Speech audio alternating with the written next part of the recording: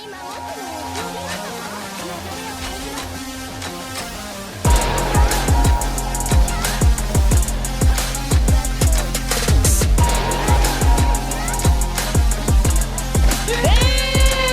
better recognize they don't give a care about the city of life before the blind. You better hide.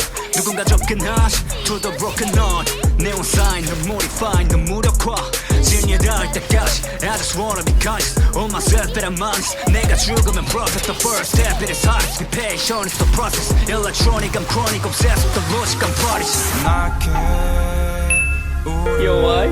Hey, what's up guys? Jake Su here. Today we're talking about Yuki, easily one of the most controversial DPS units in the game right now. A lot of players say she's weak, lacks power, or just doesn't keep up. But after using her as my second main DPS, I can confidently say she's fun, she's definitely not weak, and she's actually very simple to play. As long as you make her simple to play with the proper build and use units that actually works with her. A lot of the complaints most likely came from players pairing her with supports that don't synergize with her. Yuki is 100% a synergy dependent DPS. If you don't build the right flow around her decks, she'll feel underwhelming. So, if you're struggling to make her work, this guide is exactly for you. Now, to make this guide crystal clear, let me break down Yuki's playstyle. Her entire kit revolves around inspiration, a buff that triggers whenever you draw her card with a skill. This makes Prepare to Subdue and Trickery Strike the core of her rotation, since both help trigger inspiration and draws her card consistently. Now, here's the big quality of life tip that makes her rotation much smoother. You want Flash Slash to function as either a buffer or debuffer. As you can see here on our notes, I have here the most priority for Flash Slash is the one that gives you morale. The second option is the one that applies vulnerable. Doing this turns her whole sequence into a clean, fluid rotation and lets you consistently open your combos with Flash Slash with morale buffs for a huge damage spike. My favorite combo, Flash into Iceberg Slash right here. So we do have combo set up right here as well. Also duping Flash with morale? Bro, literally makes her, I don't know man, a monster. And I actually have that on my deck right here. If we go to my save data, I could just easily change this. And I think it's this one. Yep, I have a double Flash with 3 morale. Oh my gosh, this one's bananas. This one's really good. Now, let's go to the cards and my recommended upgrades for this. For Prepare to Subdue, you would want this one, the one with morale, right? You want at least 2 to 3 copies of Prepare to Subdue, so that literally gives you like 3 morale for free. If you don't have access to that, this one is also very good, the one with Retain. And this is also an option that I think is also good. When it has inspiration, it will draw on the next turn as well. Pretty solid options, but I still think this is the best one, the one with morale. Now for Flash Slash, we already talked about this. I would always say go with the one with morale. If this is not an option, vulnerable is the second best. Now, you know what, let's delete this one. This is not even an option. Like the 0 cost one is nice, but it's not as nice as a 1 cost 3 morale that's AoE damaging ability. No? For Trickery Strike, this is always what I go for. We go for the 205% that chooses 1 in hand and enables inspiration. This one helps out a lot because it has Retain. Now, you could go for this one. It has Retain and Retrieve, but I haven't found myself needing a Retrieve option for Trickery Strike, so I would always go for this one. If you do Trickery and have 2 separate effects, so one of them will have this, choose 1 card to trigger inspiration, and then you'll have this one which draws card that has inspiration effect. That would be like golden actually. Now for Freezing Blade, if you can see it here, I have a note. I remember Freezing Blade has a morale buff or vulnerable. If you find that, go for that, but I usually go for Initiation. This allows you to have access to this card at the start of the turn, so that's, you know, extra damage at the start of the turn. So I would say this is like an absolute I would always go for this one is what I mean. Now, this sheet right here will be available as soon as you're watching this video. So yeah, please do check it out. I have the best, the character explanation or units that you can pair up with her. I'll just discuss this a bit. Ray is 100% best in slot with her. And then for sub DPS, so the way it works is ideally you would go one support and then you go here. You pick one up top and then you pick one below, except this ones, right? These are the like the characters you don't want to use with her. So right now I'm using Ray and Veronica, right? But you could go with Ray and Beryl. Man, these two very good together if you use them on Ray. Snack time plus guilty pleasure goes nuts. Best tank for her is definitely Magna. Nia is also very good. This I haven't tried this, but they're very good. Some people use Ray with Cassius. Some people use Orlea, Cassius. Some people use Ray, Orlea, like double support. You could also go with that if you want. But yeah, check the sheets out. The link will be down in the description below. For partner, both are good, right? I could see this being her best in slot, her 5-star. But Lillian is also a very good second. I don't think you'll be missing out a lot if you don't have the 5-star partner, which is great, you know? For cards to remove, you'd only need to remove Flowing Parry, her shield.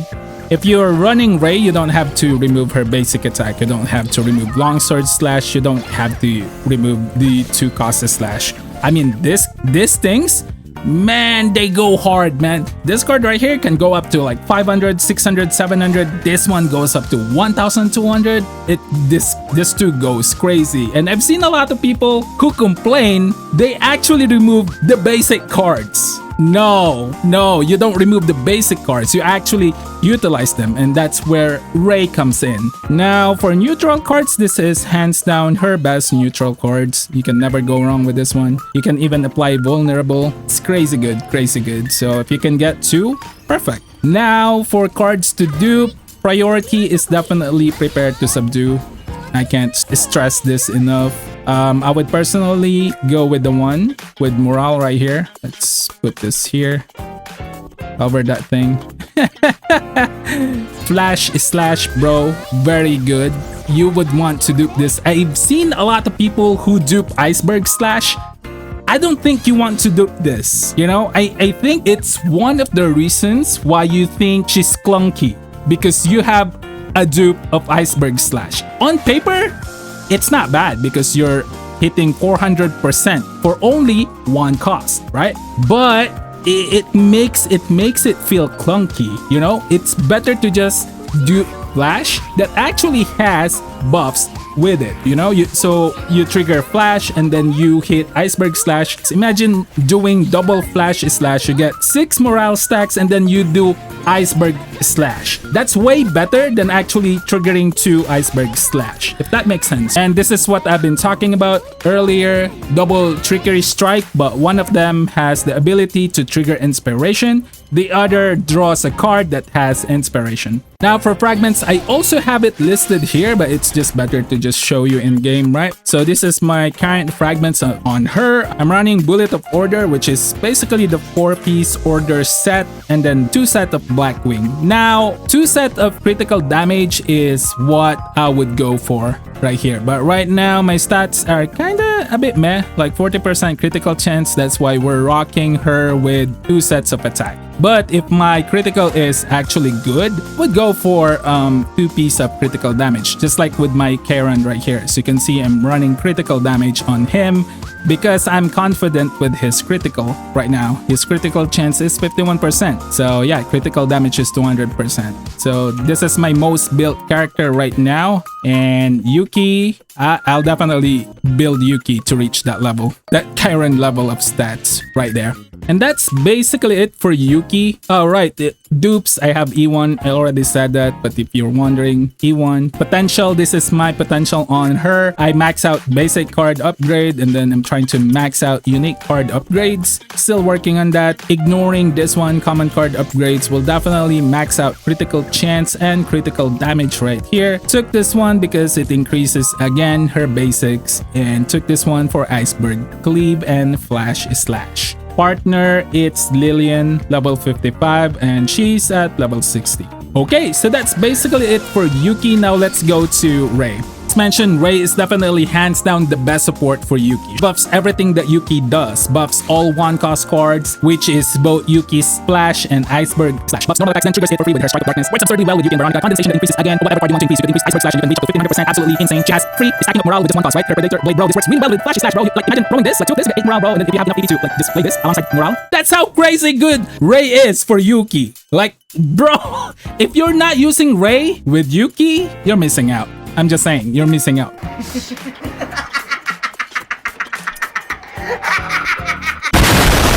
Now, these are the cards to dupe. You would want to dupe Snack Time, but I would actually argue that you can put Predator Blade when it comes to priority. But yeah, both are good, you know. You can't really be wrong with duping Snack Time first before Predator Blade, because you will have 100% of the time, or most of the time, you will have 2 Flash Slash, right? Condensation, if you still have a slot to dupe, then yeah, Condensation is very... Now, cards to remove, you would want to remove all of her basics. I mean, bro, you don't want her to do any normal attacks. You don't want her to heal with her heal, because your heal is gonna be Snack Time. Now, the reason why you don't want her normal attacks is because you want your card to like flow smoothly, you know? And this one, she doesn't really do much damage. Look at my fragments. See, I'm going for like a survival mode Ray. So 12% HP and then 12% defense. This is basically the scraps. Potential, this is the only potentials I've upgraded on her. So